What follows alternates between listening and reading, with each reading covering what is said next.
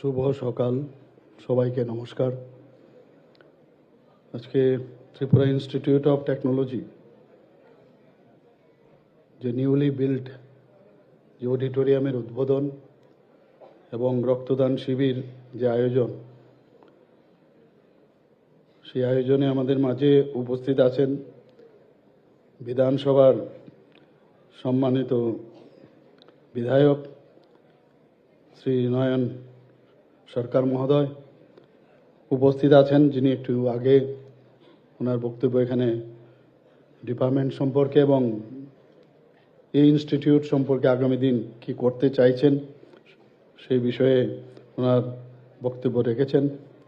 আমাদের এডুকেশন ডিপার্টমেন্টে special secretary Shri Rabel Hemendra Kumar, উপস্থিত ডাইরেক্টর হায়ার এডুকেশনে শ্রী অনিমেষ দেববর্মা মহোদয়, যিনি স্বাগত ভাষণ রেখেছেন এই principal in charge Tripura institute of টেকনোলজির প্রফেসর বিজয় কুমার উপাধ্যায়। এখানে আমার সামনে ফ্যাকাল্টি যারা টিআইটির উপস্থিত আছেন এবং এই হায়ার এডুকেশনের যারা অফিসিয়ালরা আছেন, যারা স্টাফরা আছেন এবং বিশেষ করে যাদের উপস্থিতি খুবই প্রয়োজন এবং যাদেরকে এখানে দেখা যাচ্ছে, আমার ছাত্রছাত্রীবৃন্দ এবং এই এলাকার যারা বিশিষ্টজনেরা আছেন এবং আমার প্রিয় মিডিয়া বন্ধুরা, সবাইকে হার্দিক অভিনন্দন শুভেচ্ছা জানাচ্ছি। এবং at the outset I must say that you have invited me to witness this program. এর আগেও আমি এখানে এসে গেছি এবং আমার মনে আছে এখানে যে ড্রোন টেকনোলজির যে সেন্টার এখানে খোলা হয়েছিল ওই সময় আমি এসেছিলাম।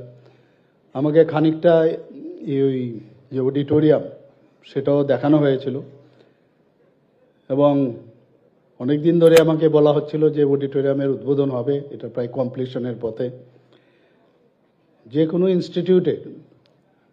কোনো ইনস্টিটিউশনের যদি একটা এই ধরনের অডিটোরিয়াম না থাকে তাহলে কিন্তু বিভিন্ন প্রোগ্রাম বা পারফরমেন্সের বিষয়ে কোনো নিজেকে বোঝানো, সবার সামনে দেখানো একটা খামতি চলে আসে। আমি অনেক ইনস্টিটিউশন আছে, ত্রিপুরাতেও আছে, কিন্তু আস্তে আস্তে করে আমাদের সরকার যেভাবে চেষ্টা করছে সমস্ত ইনস্টিটিউশনে এই ধরনের একটা অডিটোরিয়াম হোক এবং ডোনার মিনিস্ট্রির আমাদের সেন্ট্রাল গভর্নমেন্টের যে অর্থ আমরা পেয়েছি সেই অর্থের মাধ্যমে 3টা স্তরে আমার কাছে যা খবর আছে 3 স্তরে এখানে অডিটোরিয়াম এবং অন্যান্য যে বিভিন্ন স্টেজে যে ডেভেলপমেন্ট এখানে হয়েছে।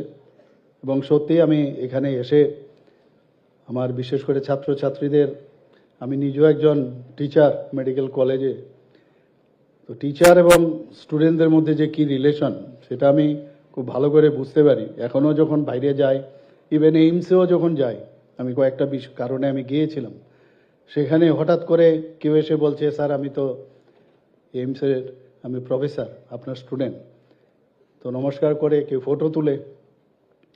তো এই যে গুরু এবং শিষ্যের যে পরম্পরা একটা ইনস্টিটিউশনের মধ্যে, এটা কিন্তু ভেরি ইম্পর্টেন্ট। আজকে যারা এখানে আমি শুনলাম পিএইচডি পর্যন্ত করা সমস্ত ফ্যাকাল্টি, খুবই উচ্চশিক্ষিত সব ফ্যাকাল্টি। স্টুডেন্টদের কাজ হচ্ছে ওনাদের ভিতরে যা আছে, যা ওনারা শিখে এসছেন, বের করে নেওয়া। কারণ আগামী দিন যেটা মাননীয় প্রধানমন্ত্রীজি বারবার বলছেন যে আগামী দিন তাদের হাতে এই পৃথিবী, যাদের কাছে নলেজ থাকবে। খালি ডিগ্রি পেলাম বা ডিপ্লোমা পেলাম বা এমটেক পেলাম, বিটেক পেলাম, সেটা যেন না হয়। মানে যতটুকু পারা যায় বেস খুব স্ট্রং হতে হবে। যে কোনো একটা বিল্ডিং যদি তৈরি হয়, তার বেস যদি প্রপার না হয় তাহলে কিন্তু আগামী দিনে যতই উপরে আমরা উঠি সেটা খুব লাভ হয় না। কাজে একদম প্রকৃত সময়, এই প্রকৃত সময়ে সমস্ত যে নলেজ এই ইনস্টিটিউশন থেকে নিংড়িয়ে নেওয়াটাই আমি মনে করব যে খুব প্রয়োজন। এর জন্য যে ফোকাস থাকাটা খুব ইম্পর্টেন্ট। আমি এর মধ্যে বোম্বেতে আমি গিয়েছিলাম, যাওয়ার পর সেখানে ওট টেকিং সিরিমনি ছিল, মহারাষ্ট্রের সমস্ত মুখ্যমন্ত্রীরা সেখানে উপস্থিত ছিলেন। কিন্তু আমি একদিন আগেই সেখানে গেছি, কারণ ডেভেলপমেন্ট ছাড়া কিচ্ছু হবে না। আমরা চাই, মাননীয় প্রধানমন্ত্রীজিও বলছেন, ডেভেলপমেন্ট আমাদের মেন উদ্দেশ্য।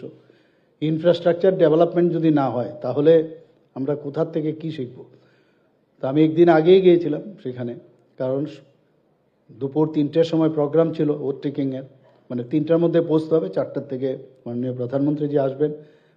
আমি সকালে গিয়ে ত্রিপুরা ভবন একটা জায়গা আমরা সেখানে কিনেছিলাম, কিন্তু এমনিতে দেখা আর এমনিতে ছবি দেখা সেটা আমি তো অনেক অন্তর।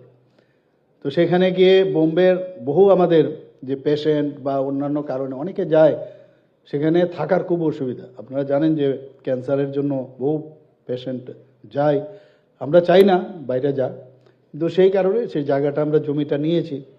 এবং সেখানে গিয়েও যখন দেখলাম কোথায় কি হবে না হবে, এবং কিছু কিছু জায়গায় মনে হলো অদল বদল দরকার।